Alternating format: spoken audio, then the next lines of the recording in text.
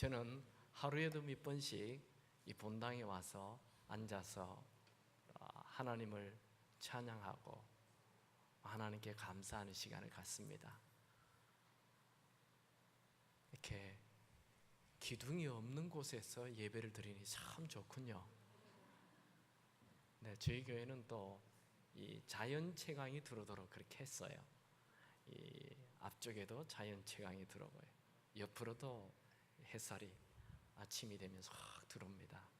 얼마나 좋은 본당인지 참 감사합니다. 이렇게 아름다운 본당을 주신 하나님께 정말 감사를 드립니다.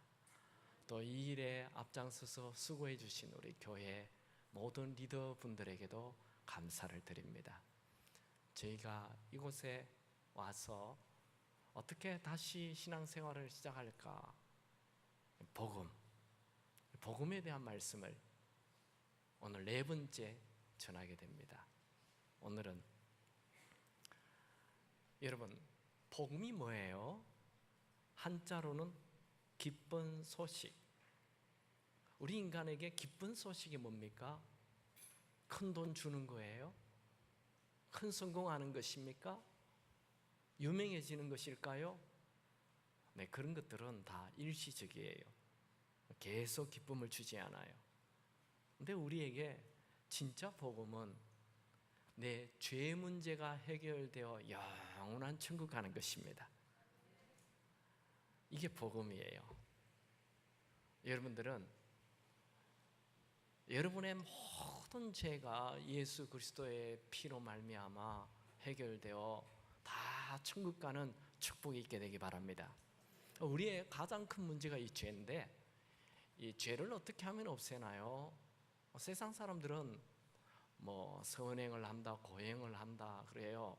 제가 지난주에 티베트를 갔는데 거기는 이 특별한 것을 하더라고요. 오체투지라는 걸 해요. 이 티베트 사람들은 라마 불교를 믿습니다. 라마 불교라는 것은 불교에다가 토속 미신을 짬뽕한 게 라마 불교예요. 이 라마 불교 사람들은 오체투지라는 것을 하는데, 오체투지라는 것은 우리 몸에 머리, 입, 가슴, 손, 발, 이 5개의 육체를 땅에 엎드려요. 그리고 일어나요. 또 엎드려요. 일어나요. 그렇게 하면서 한 발 한 발 움직여서 자기들이 얘기하는 성질을 한 바퀴 돌면 죄가 없어진다고 믿어요. 참 안타깝죠. 여러분, 죄는요, 나를 좀 힘들게 한다고 해서 죄가 없어지는 게 아니에요. 어떤 사람이 사람을 찔러 죽였는데 자기 혼자 맨날 앉았다 일어났다 앉았다 일어났다 그렇게 한다고 죄가 없어집니까? 그거 웃기는 얘기예요. 그건 이제 쇼예요.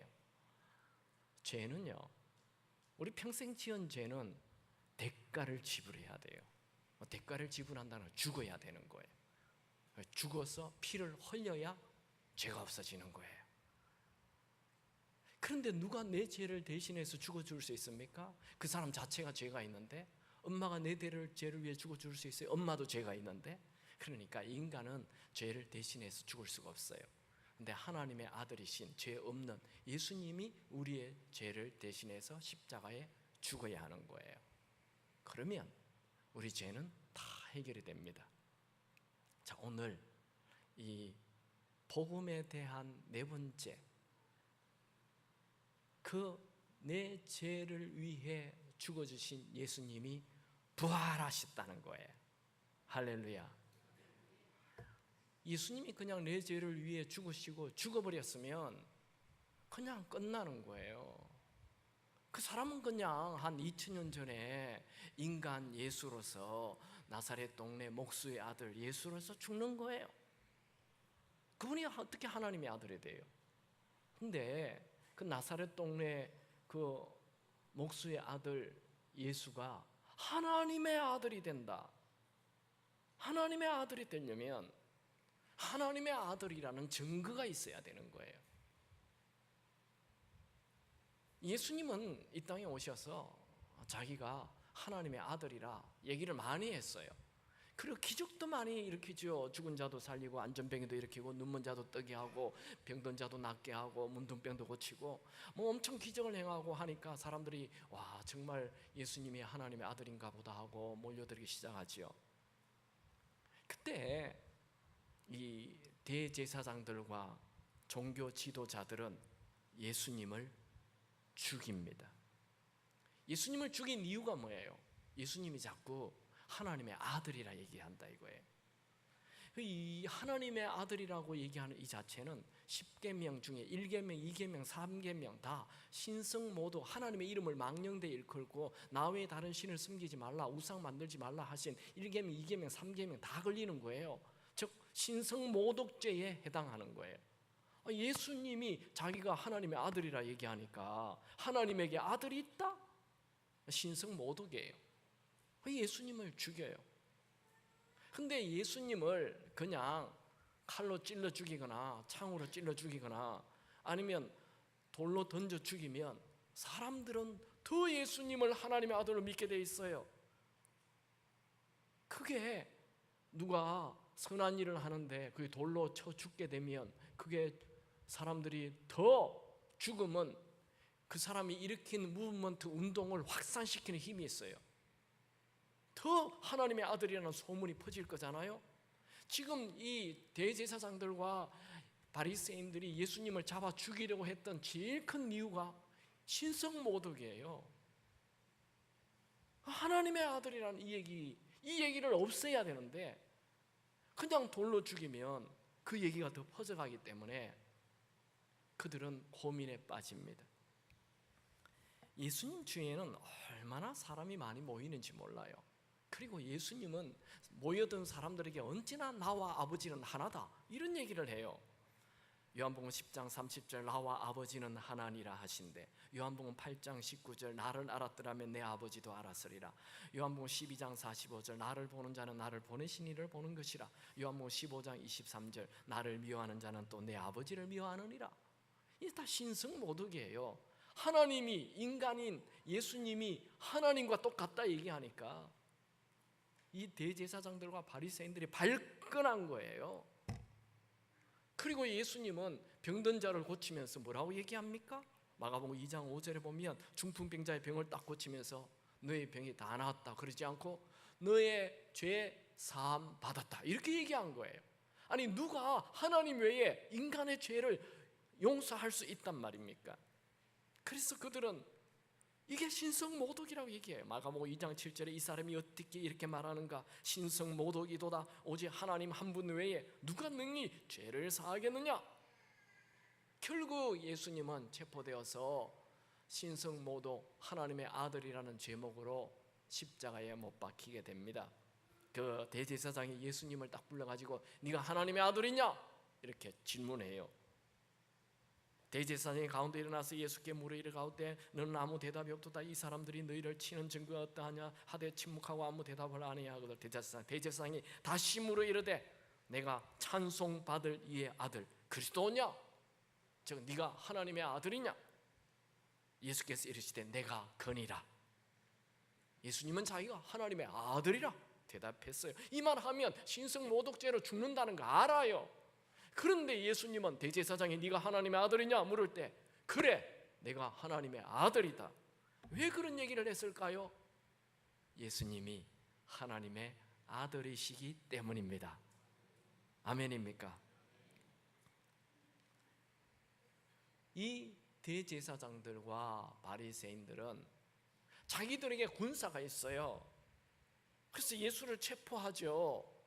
그리고 창으로 찌질러 죽일 수 있어요. 그런데 그렇게 안 해요. 어떻게 합니까? 로마 총독에게 찾아가 가지고 예수를 죽여달라 자꾸 부탁합니다. 머리를 숙이면서 예수를 십자가에 죽여달라 그래요. 왜 자꾸 예수님을 십자가에 죽여달라고 합니까? 예수님을 왜 나무에 달아 죽이게 합니까? 그건 그들에게 계획이 있어요. 예수님을 돌로 쳐 죽이면 더 하나님의 아들이라는 소문이 커진다 했죠. 그래서 그냥 죽일 수가 없어요. 나무에 달아 죽여야 돼요. 모든 유대인들은 태어나서 모세 오경을 다 외웁니다. 근데 모세오경 신명기에 이런 말씀이 있습니다. 신명기 21장 23절에 나무에 달린 자는 하나님께 저주를 받았음이니라, 이런 구절이 있어요. 이런 구절을 유대인들이 다 알고 있어요. 그런데 지금 예수님에 대한 소문이, 하나님의 아들이라는 소문이 쫙 나고 예수님 스스로도 자기가 하나님의 아들이라고 얘기하니까 예수님을 그냥 죽이면 안 돼요. 나무에 달아 죽여버려야 하나님의 아들이라는 소문이 싹 없어지는 것입니다. 나무에 달리면 하나님의 저주를 받는 거거든요. 하나님의 아들이 나무에 달려 죽으면 하나님이 저주한 자가 되죠. 그래 하나님의 아들이 될 수가 없어요. 그래서 그들은 정치적으로 이해하기 어려운 나무에 달아 죽이도록 그렇게 애를 써가지고 기어이 예수님을 나무 십자가에 달아 죽게 하였어요. 자, 예수님이 나무 십자가에 달려 죽자 이 대제사장들과 바리새인들의 예상이 적중했어요.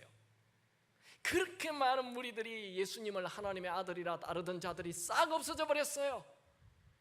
그냥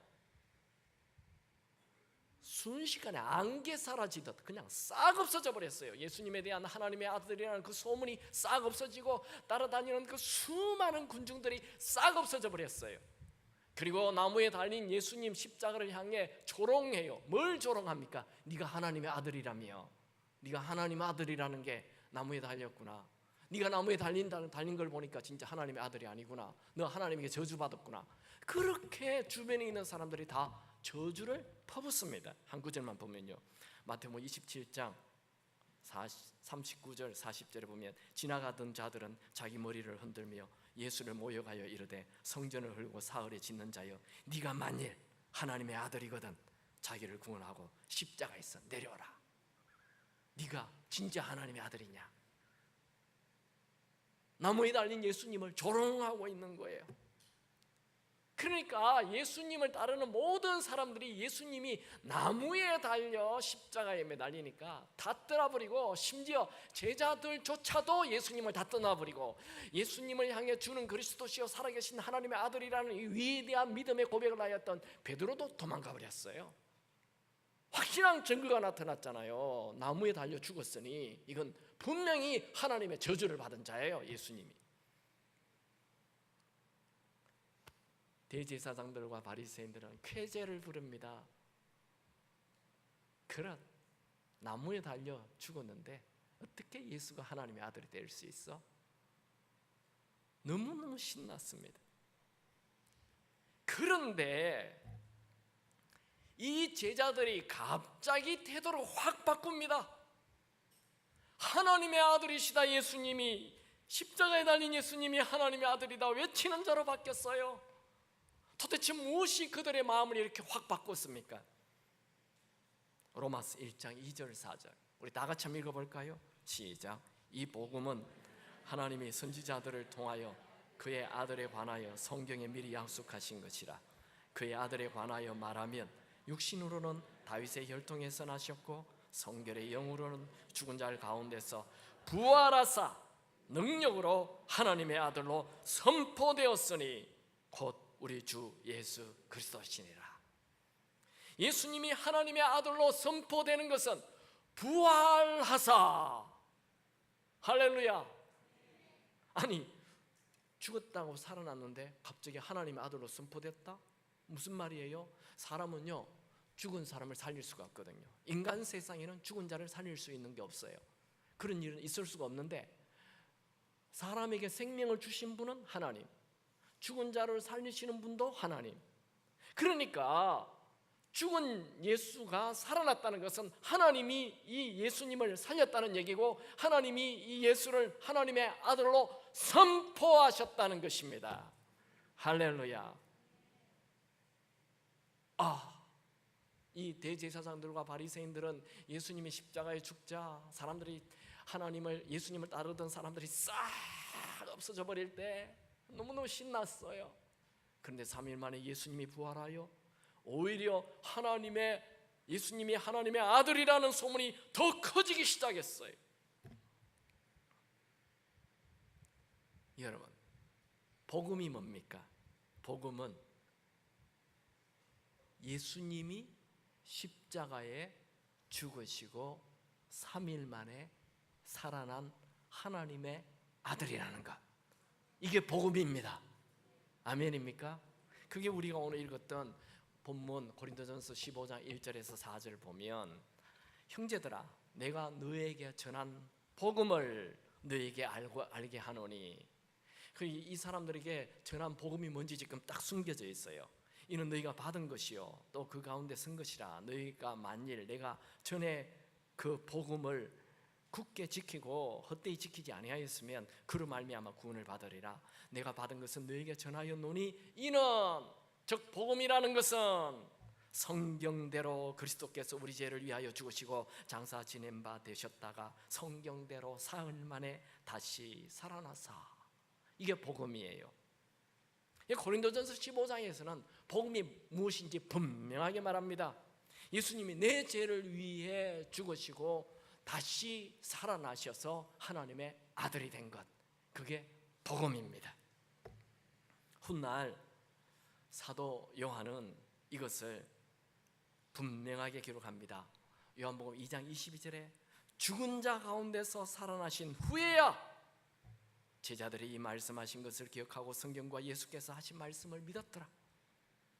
예수님이 평소에 내가 죽으면 3일 만에 살아난다 이런 얘기를 해도 잘 안 믿었어요. 또 예수님이 내가 하나님의 아들이라 이렇게 얘기해도 잘 안 믿었어요. 그런데 예수님이 십자가에 죽으시고 살아난 후에야 예수님의 모든 말씀을 다 믿게 됐다는 거예요. 여러분, 이 세상에 최고의 기적이 뭘까요? 죽은 자가 살아나는 게 최고의 기적이죠. 눈먼 자가 눈 뜨게 되는 거, 귀머리가 귀 듣게 되는 거, 그게 최고의 기적이 아니에요. 최고의 기적은 죽은 자가 살아나는 거예요. 한 번은 예수님께서 하도 많은 기적을 행하니까 이제 바리새인들하고 사두개인들, 종교 지도자들이 예수님 곁에 왔어요. 예수님, 당신이 하나님의 아들이라는 표적, 기적을 지금 한번 보여주세요. 그 예수님 보여줄 수 있죠. 여기 눈먼 사람 나오세요. 눈 딱 하면 돼요. 근데 예수님은 그런 거 안 해요. 왜냐하면 그런 기적을 봐도 너는 믿지 않을 거라 이거예요. 그래서 예수님이 뭐라고 대답하시느냐 하면 이렇게 말해요. 악하고 음란한 자들아, 진짜 표적은 요나의 표적밖에 없다. 한번 보실까요? 마태복음 12장 39절 같이 읽죠. 시작. 예수께서 대답하여 이르시되 악하고 음란한 세대가 표적을 구하나 선지자 요나의 표적밖에 보일 표적이 없느니라. 요나의 표적이 뭐예요? 요나는 그 물고기 뱃속에 3일 있다가 다시 살아나는 기적이 했죠. 이 표적밖에 없다는 거예요. 그게 무슨 말입니까? 예수님이 죽었다가 3일 만에 살아나는 이 표적이 진짜 표적이다. 마태복음 12장 40절에 요나가 밤낮 사흘 동안 큰 물고기 뱃속에 있는 것 같이 인자도 밤낮 사흘 동안 땅속에 있으리라. 여러분, 예수님이 내 죄를 위하여 십자가에 죽었다가 살아난 것보다 중요한 표적, 기적은 없습니다. 여러분이 예수님이 십자가에 죽으시고 3일 만에 부활한 것을 믿게 되면 하나님을 하나님으로, 예수님을 진짜 내 구세주로, 내 주인으로 믿게 되는 증거를 가지게 됩니다. 그것 또한 성경에 그렇게 기록되어 있어요. 사도행전 17장 31절 이는 정하신 사람으로 하여금 천하의 공의로 심판할 날을 작정하시고 이에 그를 죽은 자 가운데서 다시 살리신 것으로 모든 사람에게 믿을 만한 증거를 주셨음이라. 예수님이 죽었다가 살아난 것, 이것으로 더 이상 하나님에 대한, 예수님에 대한 증거가 필요하지 않다는 거예요. 예수님의 부활이 최고의 증거입니다. 여러분들은 예수님이 내 죄를 위해 십자가에 죽으시고 3일 만에 살아나신 하나님의 아들이심을 믿으시기 바랍니다. 초대교회 교인들은 설교를 하면 뭘 했을까요? 오늘날 교회의 설교와는 완전히 달라요. 초대교회의 설교는 전부 다 부활에 대한 설교만 했다는 거예요. 여기에 우리 교회가 좀 오늘날 교회들이 반성을 해야 돼요. 사도행전 1장에 보면 가룟 유다가 자살하잖아요. 자살한 이후에 12명이 돼야 되는데 한 명이 빠졌으니까, 이스라엘은 12지파잖아요. 근데 한 명이 죽었으니까 이제 한 명을 채워야 돼요. 한 명을 채울 때 그 채울 수 있는 사람의 후보 조건이 뭐예요? 그 한 명이 될 수 있는 후보 조건은 다른 것 아닌 예수님의 부활을 믿고 증거할 수 있는 사람. 그게 12사도 빈 한 공간을 채울 수 있는 조건이라는 거예요. 사도행전 1장 22절, 항상 우리와 함께 다니던 사람 중에 하나를 세워 우리와 더불어 예수께서 부활하심을 증언할 사람이 되게 하여야 하리라 하거늘. 그러니까 예수님의 부활을 얘기할 수 있는 사람, 그 사람을 뽑아야 된다는 거예요. 자, 우리 지금 사도행전 좀 봅시다. 사도행전 이제 이 4장에 보면 베드로가 40년 된 안전병리를 일으켜요. 그 일로 이 대제사장들과 바리새인들이 이 제자들을 체포해요. 그 베드로가 체포된 주된 이유가 뭡니까? 사도행전 4장 2절, 예수 안에 죽은 자의 부활이 있다고 백성을 가르치고 전함을 싫어하여, 부활 얘기하는 거 그거 듣기 싫어가지고 베드로 체포했다는 거예요. 베드로와 요한은 종교 지도자들에게 예수 이름 전하지 말라 이런 얘기 들었고 이제 풀려납니다. 그들이 풀려난 직후에 마가의 다락방에 모여있는 초대교인들에게 와서 뭘 얘기합니까? 자기들이 풀려난 얘기를 하면서 또다시 예수님의 부활을 얘기합니다. 사도행전 4장 33절, 사도들이 큰 권능으로 주 예수의 부활을 증언하니 우리가 큰 은혜를 받고. 사도행전 5장에 보면 초대교회에 일어난 아나니와 삽비라의 죽은 사건으로 인하여 하나님을 향한 거룩한 경외심이 생겼고 곧바로 사도들이 또 큰 기적들을 행합니다. 귀신도 떠나가고 각종 질병이 다 나요. 그때 예수 믿는 사람이 3,000명, 5,000명 수많은 무리들이 예수를 믿어요. 그때 대제사장들과 종교 지도자들이 베드로와 요한을 또 체포합니다. 그리고 감옥에 집어넣어 버렸어요. 그런데 감옥 문이 기적적으로 열려요. 풀려난 베드로는 도망가지 않고 곧바로 성전에 들어가 가지고 예수님을 증거해요. 그러자 또 체포됩니다. 그들은 베드로와 요한을 체포해서 지난번에 예수 이름 전하지 말라 했는데 또 전하고 있느냐 하며 베드로와 요한을 꾸중했어요. 그때 베드로의 대답 보세요. 사도행전 5장 29절 30절, 베드로와 사도들이 대답하여 이르되 사람보다 하나님께 순종하는 것이 마땅하리라. 너희가 나무에 달아 죽인 예수를, 나무에 달아 죽였다는 것은 예수님이 하나님의 아들 아니라 저주받은 자다, 너희들이 의도지 않느냐 이 얘기를 하고 있는 거예요.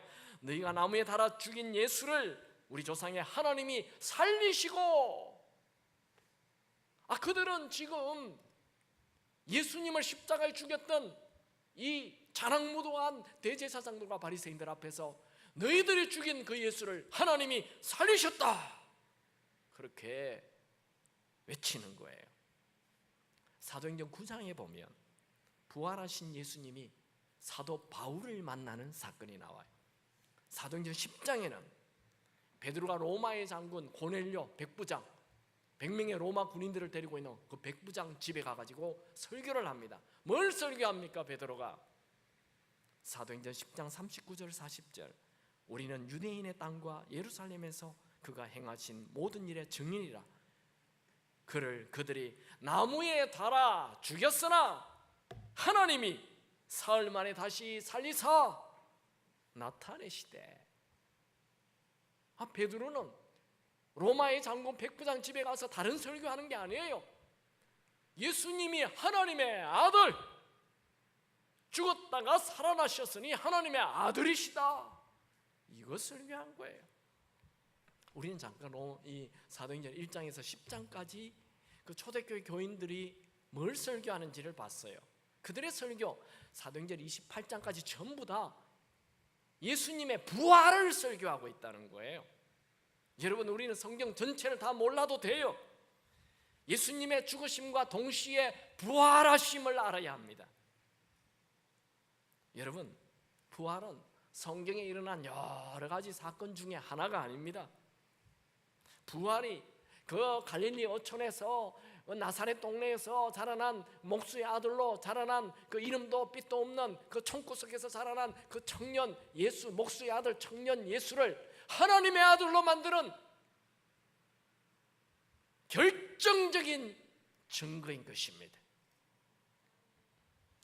부활은 기독교의 심장과 같아요. 부활이 없다면 우리의 믿음은 다 헛것입니다. 고린도전서 15장 17절 그리스도께서 다시 살아나신 일이 없으면 너희 믿음도 헛되고 너희가 여전히 죄 가운데 있을 것이다. 여러분, 예수님을 믿습니까? 아멘이에요? 그 예수님이 인간 예수가 아니라 하나님의 아들인 것을 믿습니까? 그냥 2000년 전에 인간 예수가 나사렛 동네에서 살다가 33세에 골고다 언덕에서 죽었다, 인간 예수가 죽었다, 그건 해프닝이에요. 그 인간 예수가 내 죄를 2000년 후에 살고 있는 내 죄를 위해 어떻게 죽을 수가 있어요?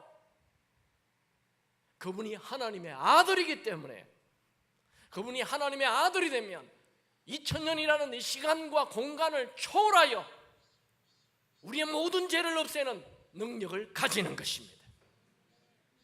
지금도 그분은 내 죄를 깨끗게 하십니다. 하나님의 아들이시기 때문에 그렇습니다. 우리는 예수님이 2000년 전에 우리 죄를 위하여 죽었다가 부활했다, 이게 중요한 게 아니고 그분이 부활하셔서 지금 살아계신다는 게 중요해요. 그분이 부활하여 지금 살아계심을 믿습니까? 그리고 그 부활하여 살아계신, 지금 살아계신 그분이 나의 주인이 되시기 바랍니다. 그분이 내 주인이 안 되면 아무 소용이 없어요. 그분이 내 안에 들어와 있지 아니하면 그분과 나는 아무 상관이 없어요. 그냥 2000년 전에 한 사건으로 끝나는 거예요. 그분이 지금 살아계셔서 나의 주인 되어야 합니다. 그럴 때 우리의 모든 것은 달라지는 것입니다. 현재의 삶의 승리를 주시는 분은 하나님의 아들 예수님이십니다. 말씀 봅시다. 고린도전서 15장 57절 우리 다 같이 읽을까요? 시작. 우리 주인 예수 그리스도로 말미암아 우리에게 승리를 주시는 하나님께 감사하노니. 여러분, 우리 인생은 거친 파도와 같아요. 평온한 듯 하다가 언제 닥칠지 모르는 풍랑이 있어요. 나이가 들수록 인생은 더 행복해지는 것이 아니고 더 고달파져요. 나이가 들수록 사람의 머리를 짓누르는 그 무거운 짐이 더 많아져요. 10살 때는요, 인생을 짓누르는 짐이 10kg 정도밖에 안 돼요. 20살 때는 한 20kg 돼요. 50살 때는 한 50kg 돼요. 100살 때는 한 100kg 돼요. 점점 나이가 들수록 인생을 짓누른 힘이 커져요. 들려오는 소식은 날로 흉흉합니다. 여기저기 전쟁의 소식이 있습니다. 요새는 굉장히 세상이 악해졌어요. 제가 어릴 때보다 지금은 굉장히 악해졌어요. 앞으로 100년 후에는 어떻게 될까요? 더 악해집니다. 이 세상이 점점 살기 어려워져요. 그렇다고 나에게 큰 돈이 있는 것도 아니고, 그렇다고 나에게 큰 능력이 있는 것도 아니고, 그렇다고 나에게 많은 것을 쌓아놓은 것도 아니고, 나의 뒤를 봐줄 권력자가 있는 것도 아니고, 점점 모든 게 힘이 들어요. 그래서 내가 나를 보면 희망이 넘치기보다도 더 낙심만 됩니다. 내가 나를 바라보면 우울해질 수밖에 없습니다. 여러분, 우리가 이 세상에서 이 세상을 이길 수 있는, 이 인생을 잘 살 수 있는 어떤 힘이 필요해요. 그 힘은 나에게 없어요.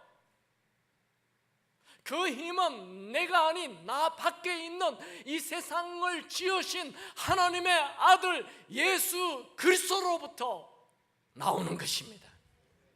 그분이 여러분의 주인 되기 바랍니다. 그분이 2000년 전에 한 인간 예수로 끝나면 그분과 나는 상관이 없다니까요. 이 세상을 이기는 힘, 오늘을 이기는 힘, 현실을 이기는 힘, 그것은 내 안에 하나님의 아들, 그 예수님이 주인 될 때 가능해지는 것입니다. 여러분, 우주의 주인이신 하나님의 아들 예수님을 여러분의 주인으로 모시기 바랍니다. 그분은 지금 살아 계십니다. 그러므로 세상의 일에 흔들리지 말고 이기는 인생 살 수 있게 되기 바랍니다. 미국에 같은 고등학교를 근무하던 빌 게이트와 글로리아 웹스트라는 두 선생님이 사랑에 빠졌어요. 빌은 음악을 무척 좋아했고 글로리아는 영어 전공으로 글 쓰는 것을 좋아했습니다. 그들은 결혼을 해서 이 남편은 작곡을 하고 아내는 작사를 하니 정말 환상의 커플입니다. 그런데 그들에게 인생에 큰 시련이 닥쳤습니다.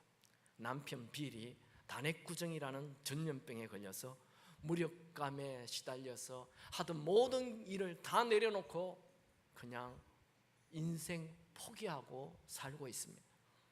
아내 글로리아는 셋째 아들을 임신한 몸으로 병든 남편까지 돌보아야 했습니다. 엎친 데 덮친 격으로 이 부부에 대한 각종 나쁜 소문이 온 동네에 그냥 파다하게 퍼졌어요. 그러나 한 해가 끝나고 새해를 맞이하는 순간 거실에 앉아서 말씀을 묵상하던 글로리아에게 살아계신 주님이 임재하였습니다. 글로리아 자매의 마음에 있는 모든 걱정, 근심이 다 사라지고 큰 소망이 생겼어요. 그녀는 곧바로 펜을 들고 노래 가사를 만들고 남편에게 소리쳤어요. 여보, 지금 살아계신 주님께서 나에게 노래 가사를 주셨어요. 당신이 작곡을 좀 해보십시오. 불멸의 가설펠이 탄생하는 순간이었습니다. 그 가사는 이렇습니다. Because he live, I can face tomorrow. 그가 살아있기 때문에 나는 내일을 직면할 수 있다. Because he live, all fear is gone. 그가 살아계시기 때문에 내 모든 두려움은 사라졌다. Because I know, He hold the future. 나는 알아요. 그가 내 미래를 붙잡고 있다는 것을. All life is worth the life. Just because He live. 모든 인생은 살만한 가치가 있습니다. 그가 살아있기 때문에. 이 가사는 우리 한국에 살아계신 주, 나의 참된 소망, 걱정 근심 전혀 없네. 사랑의 주, 내 갈 길 인도하니 내 모든 삶의 기쁨 늘 충만하네. 그렇게 번역이 됐습니다. 이 찬양을 통해 빌 게이트 부부는 무력감에서 빠져나오게 되고 4번의 그래미상을 받게 되고 20번 도브상을 받게 되고 1983년 복음성가 명예의 전당에 오르게 되었습니다. 스스로 실력이 안 된다고 낙심했던 그가, 인생의 모든 무력감에 빠져있던 그가 이처럼 빛나는 성공을 거두게 된 것은 지금 살아계신 예수님 때문이라 고백했습니다. 여러분, 복음은 온 우주의 주인이신 하나님의 아들이 이 세상에 오셔서 나를 위해 나무 십자가에 죽으시고 3일 만에 부활하셔서 내 안에 살아있다는 게 복음입니다. 그분이 내 안에 살아계시기 때문에 우리는 이 세상을 능히 이기는 자로 살 수 있습니다. 여러분, 힘든 세상을 살아가는 우리가 내일에 대한 희망을 가지는 이유는 하나님의 아들이신 예수님이 지금 내 안에 살아있다는 것, 그것 때문이지요. 그 주님께서 내 인생의 미래에 대하여 최고의 길을 예비해 주십니다. 그 주님께서 지금 내 인생에 일어난 고난에 대한 피할 길을 주실 것입니다. 그 주님께서 지금 내 인생에 일어난 모든 질병을 치유해 주실 것입니다. 지금 살아계신 예수님은 어떤 사람도 다 고치는 능력이 있으시고 그 어떤 극악무도한 사람도 체인지 변화시키는 능력 있습니다. 2000년 전에 십자가에 죽으시고 살아나신 주님은 십자가 사건 때 도망간 베드로를 변화시켜서 초대교회를 이끄는 영적 거장으로 만드셨습니다. 예수를 믿는 사람 스데반을 돌로 쳐 죽이는데 앞장섰던 스데반을 죽였던 이 사울은 그 살인자 사울을 변화시켜서 위대한 사도 바울로 바꾸신 분이 주님이십니다. 부활하신 주님은 지금도 마약과 도박과 알코올 중독에 빠진 자들을 변화시키십니다. 이 부활하신 주님은 하루 꼬박 20시간 넘게 게임 중독에 빠진 게임 중독자 청년을 변화시켰습니다. 부활하신 주님은 지금 살아계셔서 어린아이나 노인이나 남녀노소 빈부귀천 상관없이 누구든지 그 사람을 변화시키십니다. 여러분, 성경에 소개된 예수님을 단지 2000년 전에 십자가에 죽었다가 살아난 그런 성경에 갇혀있는, 신약 성경에 갇혀있는 예수님으로 믿지 마시고 그분이 부활하셔서 지금 살아계신 하나님의 아들 예수님으로 믿으시기 바랍니다. 그리고 그 예수님이, 하나님의 아들 예수님을 나의 주인으로 모시기 바랍니다. 예수 그리스도는 어제나 오늘이나 동일하십니다. 히브리서 13장 8절, 예수 그리스도는 어제나 오늘이나 영원토록 동일하십니다. 2000년 전에 수많은 병자를 고치신 그 예수님, 지금도 우리의 질병을 고치십니다. 2000년 전에 오병이어로 수많은 사람의 먹을 것을 해결하신 주님, 지금도 우리의 경제적인 문제를 해결하십니다. 2000년 전에 풍랑을 잠잠케 하신 예수님, 지금 내 삶에 일어나는 삶의 모든 풍랑을 잠잠케 하십니다. 이 부활하신 예수님은 지금 살아계신 하나님의 아들이십니다. 하나님의 아들이라는 말은 모든 것의 주인이라는 말입니다. 다시 한 번 더 고린도전서 15장 57절을 다 같이 읽죠. 시작. 우리 주 예수 그리스도로 말미암아 우리에게 승리를 주시는 하나님께 감사하노라. 우리 주인 예수님 때문에 하나님께서 우리에게 승리를 주신다는 거예요. 여러분에게 예수님이 주인이 되지 않으면 여러분이 아무리 교회를 다녀도 아무리 기도를 해도 하나님은 여러분과 상관이 없어요. 예수님이 여러분의 주인 되기를 축원합니다. 그 다음 절도 읽어볼까요? 시작. 그러므로 내 사랑하는 형제들아, 견실하며 흔들리지 말고 항상 주의 일에 더욱 힘쓰는 자들이 되라. 이는 너희 수고가 주 안에서 헛된 줄 아는 줄 아니라. 여러분, 예수님이 부활하셔서 살아계시기 때문에 흔들리지 말라, 낙심하지 말고 염려하지 말고 계속 주의 일에 힘쓰는 자가 되라는 것입니다. 여러분, 주의 일 하다가 시험에 들었습니까? 부활하여 지금 살아계신 주님께서 다 아십니다. 부활하여 지금 살아계신 주님께서 도우실 것입니다. 부활하여 지금 살아계신 주님께서 여러분을 이기게 하실 것입니다. 김현배 씨의 간증입니다. 안정된 직장에 아들 하나를 둔 나는 열심히 신앙생활을 하며 행복한 생활을 했다. 군대를 마치고 일본으로 유학 간 아들이 어느 날 새벽 기도를 가다가 교통사고로 사망했다는 전화를 받았다. 청천벽력 같은 소식을 들은 나는 급히 일본으로 건너가 정신없이 사태를 수습하고 일본에서 화장한 뒤 한국교회 작은 동산 위에 수목장을 했다. 이 엄청난 사고 앞에 하나님은 과연 살아계시는가 하는 의문이 들며 내 신앙은 송두리째 흔들렸다. 아내는 나보다 더 심한 고통을 겪었고 아내의 일과 아들의 일과 아내까지 걱정하던 나는 결국 급성 담낭염으로 수술도 받았다. 나는 아들의 죽음으로 인한 슬픔과 분노로 내 마음엔 기쁨과 감사가 사라지고 삶은 하루가 다르게 지쳐만 갔다. 그런데 아내는 마음을 추스르며 다시 교회에 나가기 시작했다. 아내는 교회에서 부활의 복음을 듣고 좌절해서 일어나 밝은 모습을 회복하고 내게 복음을 전했다. 정말 오랜만에 웃음을 되찾은 아내의 모습은 내게 큰 충격이었다. 나는 자연스럽게 아내를 따라 교회에 갔고 지체분들과 교제하는 가운데 마음이 조금씩 회복되기 시작했다. 내가 아는 부활과 목사님이 말씀하시는 부활이 뭐가 다를까 곰곰이 생각하며 사도행전을 읽고 또 읽었다. 그리고 내가 알고 있는 부활은 실제가 아니라 지극히 관념적이고 이론적이었음을 알았다.